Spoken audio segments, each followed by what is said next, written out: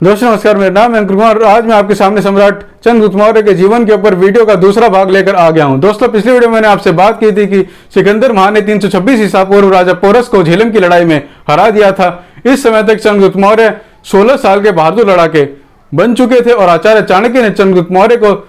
राजा porous की हारी हुई सेना में शामिल करवा दिया, जो अब सिकंदर महान के अधीन थी।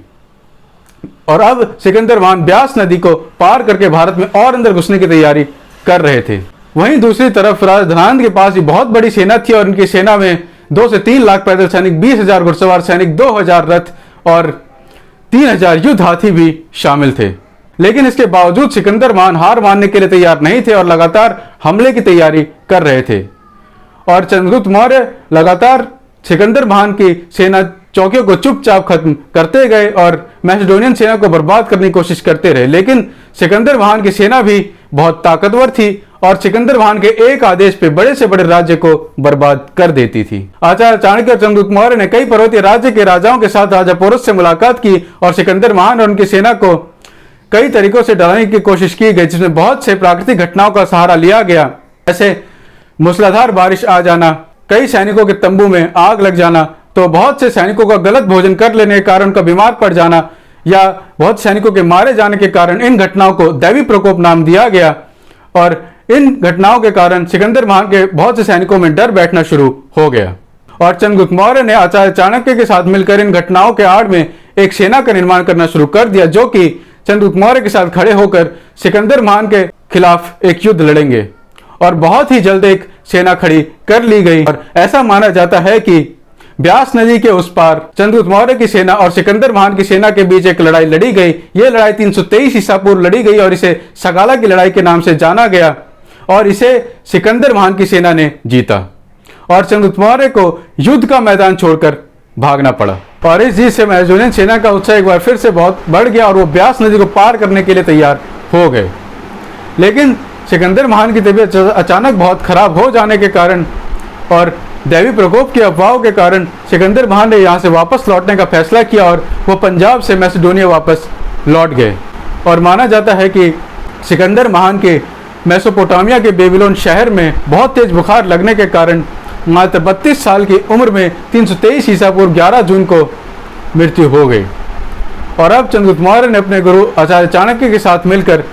राजा धनानंद को भी हराने की योजना बनाई और सिकंदर महान के भारत छोड़ने पर जिन राज्य के राजाओं ने राजा पोरस के साथ चंद्रगुप्त मौर्य और आचार्य चाणक्य का साथ दिया था, उन्होंने एक बार फिर से आपस में लड़ाई की और चंद्रगुप्त मौर्य और आचार्य चाणक्य का साथ छोड़ दिया। और अब आचार्य चाणक्य को अपना अखंड भारत का सपना फिर से बहुत दूर दिखाई दे रहा था। लेकिन आचार्य चाणक्य ने यहाँ से हार नहीं मानी और उन्होंने चंद्रगुप्त मौर्य के साथ मिलकर एक बार फिर से अपनी बड़ी सेना का निर्माण करना शुरू कर दिया, जिसमें उन्होंने अपने कई समर्थकों, जिनमें चंद्रगुप्त मौर्य के तक्षशिला विश्वविद्यालय के कई दोस्त शशांक, सुकांत, दिगंबर और दिग्विजय के जरिए एक बहुत बड़ी सेना का निर्माण कर लिया, जिसमें बहुत से घुड़सवार, युद्ध हाथी और पैदल सैनिक भी शामिल थे और कर दिया मगध पर हमला। हालांकि इस युद्ध में नंद साम्राज्य की जीत हुई और चंद्रगुप्त मौर्य को हार का सामना करना पड़ा और उन्हें युद्ध का मैदान छोड़कर भागना पड़ा। और चंद्रगुप्त मौर्य के इस हार से आचार्य चाणक्य को बड़ा धक्का लगा और वो काफी समय के लिए शांत हो गए। यह लड़ाई 323 ईसा पूर्व लड़ी गई और इस पहले हमले की हार से उभरने में दोनों को काफी समय लगा। काफी समय तक सोचने के बाद आचार्य चाणक्य को अपनी बड़ी गलती समझ में आई और जब उन्होंने एक माँ को अपने बेटे को डांटते हुए देखा कि किसका बेटा क्यों सीधा गर्म खाने के बीच में हाथ मार रहा है, जबकि गर्म खाने को अगर बगल से धीरे धीरे खाया जाए तो आराम से पूरा खाना समाप्त किया जा सकता है। और आचार्य चाणक्य ने चंद्रगुप्त मौर्य के साथ मिलकर इस बार एक छोटी सी सेना का निर्माण किया और इस बार प्राचीन भारत के गांधार को जीतने की योजना बनाई गई। इस समय गांधार के राजा अंबी थे और इनके साथ मैसेडोनियन सेना अधिकारी यूडोमोस के साथ साथ मैसेडोनिया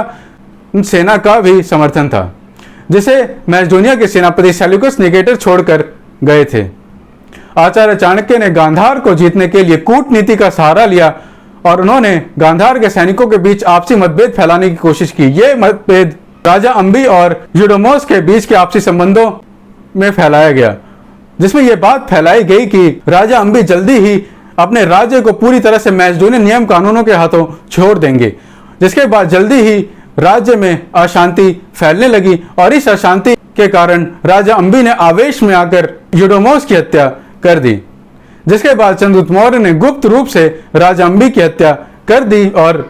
चंद्रगुप्त मौर्य को गांधार का राजा, गांधार के सैनिकों ने जल्दी ही स्वीकार लिया और राजा अंबी की मृत्यु के साथ उनके सभी विश्वास पात्रों को भी खत्म करवा दिया गया। हाँ दोस्तों, मेरे सम्राट चंद्रगुप्त मौर्य के जीवन के ऊपर वीडियो का दूसरा भाग यहीं समाप्त होता है। मेरा आज का वीडियो आपको कैसा लगा मुझे नीचे कमेंट्स में जरूर बताएं, और अगर मेरा आज का वीडियो आपको अच्छा लगा हो, इस वीडियो से कुछ सीखने को मिला हो, तो प्लीज इस वीडियो को लाइक और शेयर जरूर करें। और हाँ, चैनल को सब्सक्राइब करना और नोटिफिकेशन बेल दबाना भी ना भूलें, ताकि आपको आगे आने वाले वीडियो के अपडेट्स ऐसे मिलते रहें। धन्यवाद दोस्तों, अपना ख्याल रखें, अपने परिवार का ख्याल रखें और ऐसे ही देखते रहे मेरे चैनल डिवाइन हिस्ट्री। धन्यवाद।